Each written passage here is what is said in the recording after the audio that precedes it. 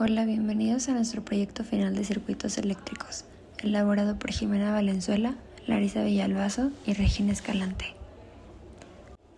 Aplicación de circuitos eléctricos al sistema circulatorio.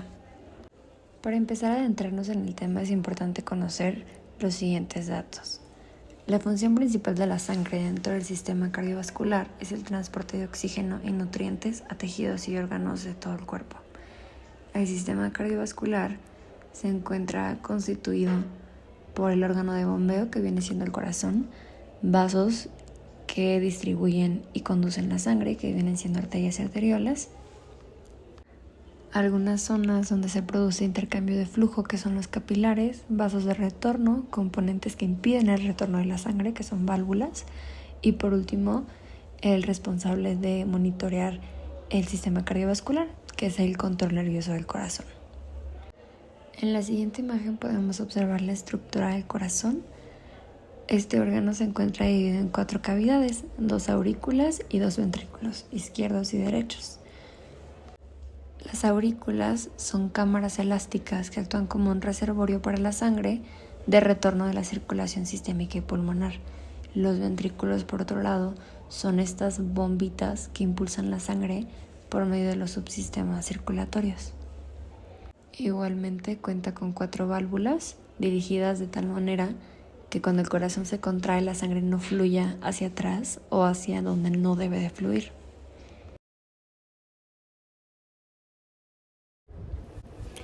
Ahora les voy a explicar un poco sobre el circuito del corazón. Primero, existe la generación de impulso a partir del nodo sinoauricular, que es cuando la célula del nodo genera espontáneamente un potencial de acción. Este elemento es equivalente en un circuito a la fuente de voltaje oscilante porque funciona como un generador de señal periódica que inicia nuestro ciclo eléctrico.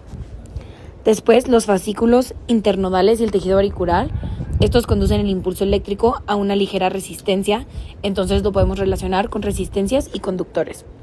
Después nos vamos al nodo auriculoventricular, AV, que introduce un retraso. Eso es muy interesante porque el retraso genera un desfase. Genera un retraso en el impulso de 0.1 segundos aproximadamente para que los ventrículos se puedan llenar de sangre antes de contraerse. Entonces esto se va a parecer a un inductor o un capacitor porque su función es almacenar energía temporalmente como un capacitor o regular el flujo de corriente como un inductor. Después tenemos el haz de His y las fibras de Purkinje. Estas transmiten el impulso rápidamente hacia los ventrículos. Entonces esto es como una línea de transmisión de baja resistencia y su eficiencia es clave porque va a permitir la sincronización de la contracción ventricular para que pueda funcionar el flujo acordemente. Después está la despolarización y la repolarización, que es el tejido cardíaco que se despolariza durante la contracción y se repolariza durante la relajación, creando un ciclo oscilatorio. Obviamente lo vamos a relacionar con un oscilador resonante RLC y la combinación de resistencia, que fuera el tejido, inductancias, que son los retrasos, capacitancias, que son el almacenamiento de carga, y se producen señales periódicas. Después les voy a explicar un poco sobre el retraso y el desfase. En el circuito cardíaco, los desfases temporales entre diferentes partes del corazón, las aurículas y los ventrículos son esenciales para que se sincronice el flujo en el órgano. Entonces esto es como un reflejo del desfase entre el voltaje y corriente en inductores o capacitores y se asemeja al retraso en la transmisión de impulsos en el nodo AV, auroventricular, y en las fibras de Purkinje. Aquí, en esta imagen de la propagación, empezamos en el nodo sinodal, como les había explicado, ¿no? Donde se empieza el circuito eléctrico. Y después podemos seguir todo el caminito verde, que son donde se están yendo las señales. Ahora, el circuito eléctrico del corazón es un circuito muy grande y muy complejo si lo queremos representar así, de que el circuito que va a hacer que se activen todos estos pequeños como órganos en el corazón, bueno, para las partes del corazón, para que fluya de manera correcta la sangre. Entonces, lo vamos a relacionar específicamente en el ventrículo izquierdo, en sístole y en diástole. Entonces, lo vamos a modelar de manera independiente y vamos a considerar el ventrículo izquierdo, como ya le dije, y sus alrededores. Luego, aquí es donde nos dimos cuenta que Clancy había hecho un modelo de manera simplificado. Y en la precarga del ventrículo se encuentra modelada por un medio de una fuente de voltaje constante. Y luego el ventrículo izquierdo se presenta como una capacitancia variable que va a ser C de T. Ahorita les explico más, pero mínimo esto es en el sistema de Clancy. Debido a que se asume como un recipiente elástico, por ende, el estado de contracción es independiente del volumen propio y de la impedancia de salida. En relación de las válvulas mitral y aórtica, son modeladas mediante dos diodos ideales, DM y DA, respectivamente, debido a las características de comportamiento no lineal presentes. Asimismo, la resistencia del flujo, que en ocasiones la arteria aorta es representada por resistencia, además poscarga del ventrículo modelada por una resistencia capilar, en el paralelo una capacitancia capilar, y aquí lo podemos ver. Tenemos la precarga del ventrículo, la válvula mitral, el ventrículo izquierdo, y luego postcarga del ventrículo, la aorta, y ahí podemos ver la resistencia y la válvula aórtica. Y entonces, ahora sí, nos pasamos a verlo en el circuito. Y aquí está lo que les acabo de explicar. La corriente es modelada por una fuente de voltaje V PREC. Luego, el ventrículo izquierdo es representado por una capacitancia variable, que es CDT, que la tenemos, si seguimos como que el caminito al revés, está abajo en la primera malla. Después, los diodos ideales de M y de A están arriba en la primera y en la segunda malla. Y estos modelan las características no lineales de la válvula mitral y aórtica. Ahora, la resistencia del flujo de la arteria aorta es RA, que es la que está al lado de DA, del diodo.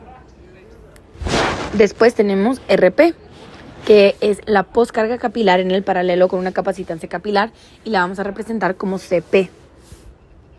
Entonces vamos a tener en el circuito, tenemos nuestra fuente, tenemos los diodos, capacitores y resistores.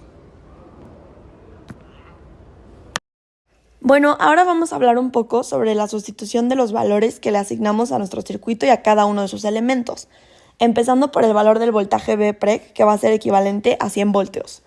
Después está el capacitor CT, que es la capacitancia variable, que durante la sístole va a valer 0.02 microfarads y durante la diástole va a valer 0.15 microfarads. Luego están los diodos DM y DA, que DM va a estar abierto o activo durante la diástole y DA va a estar abierto o activo durante la sístole. Luego está el resistor RA, que representa el flujo de la arteria aorta, y este va a valer 0.2 ohms. Luego está el resistor RP, que es la poscarga capilar, y este va a valer 1.5 ohms.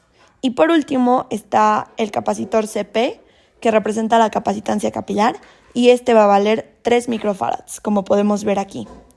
Y bueno, ahora vamos a hacer un poco de análisis del circuito para justamente obtener datos relevantes al tema. El primer análisis que vamos a hacer va a ser sobre la energía almacenada en el capacitor. La energía almacenada en el capacitor CT representa la capacidad del ventrículo izquierdo para acumular energía durante las fases del ciclo cardíaco. La fórmula que vamos a utilizar es WC es igual a 1 medio de C por B cuadrada, donde B es el voltaje aplicado, que justamente son 100 volts. Y bueno, resolviendo, para la sístole el capacitor va a tener un valor de 0.02 microfarads y eso nos va a dar un resultado de 100 microjoules. Y para la diástole el capacitor va a tener un valor de 0.15 microfarads y esto nos va a dar un resultado de 750 microjoules. Ahora, ¿por qué nos dieron estos resultados? Bueno, en la sístole el ventrículo está contrayéndose, expulsando sangre hacia la aorta. La capacitancia justamente es pequeña, de 0.02 microfarads, como mencioné anteriormente, lo que implica menor energía almacenada. En cuanto a la diástole, en esta fase el ventrículo se relaja y se llena de sangre. La capacitancia es mayor, de 0.15 microfarads, lo que refleja un almacenamiento de energía más alto, ya que el ventrículo está cargando más volumen. Y bueno, el siguiente análisis que hicimos es del flujo eléctrico de las resistencias. La corriente en un circuito eléctrico análogo al flujo de sangre depende de la resistencia total en cada fase. Y bueno, en este caso vamos a usar la ley de Ohm para analizar justamente cada fase dependiendo de la resistencia que estemos analizando. Para la sístole vamos a analizar con la resistencia de RP y para la diástole vamos a analizar con la resistencia de RA. Y estos son los valores que nos dieron. En la sístole nos dio un valor de 66.67 amperes y en la diástole nos dio un valor de 500 amperes. ¿Por qué nos dieron estos resultados? Bueno, durante la diástole la sangre fluye principalmente a través de la arteria aorta, que es justamente RA, que vale 0.2 ohms. La resistencia es más baja, lo cual permite una corriente elevada, que es justo lo que nos dio, 500 amperes. Y esto representa un flujo rápido de sangre hacia el cuerpo. En cuanto a la sístole, el flujo pasa hacia los capilares, que es RP, que es igual a 1.5 ohms, y la resistencia es mayor, reduciendo la corriente, lo que nos da un total de 66.67 amperes. Y esto modela un flujo más controlado. Bueno, ahora pasemos a lo experimental, que es comparando nuestro análisis teórico con lo práctico por medio de la simulación de Proteus. Empezando con el circuito en sístole, aquí podemos ver cómo el único diodo que está activo es DA y cómo estamos analizando de acuerdo a la resistencia RA y el amperímetro lo colocamos en paralelo con la resistencia de RA y nos da un total de 66 amperes, que es más o menos lo que nos dio en los valores teóricos. Y pues así. Y en cuanto a la diástole en la comparación experimental, pues aquí podemos ver que de igual forma el único diodo que está activo es DM. Aquí varió un poco el voltaje que nos estaba dando en el circuito, específicamente en el capacitor CT, que en vez de ser 100 voltios exactos está en 99 voltios. Y pues de igual forma aquí conectamos el amperímetro a paralelo con la resistencia de RP y nos da un total de 495, que tiene pues un cambio muy pequeño en cuanto al resultado que nos dio de manera teórica. Y bueno, ya para acabar, como conclusión, el análisis del sistema circulatorio a través de circuitos eléctricos nos permitió establecer una analogía precisa entre elementos eléctricos y fenómenos fisiológicos.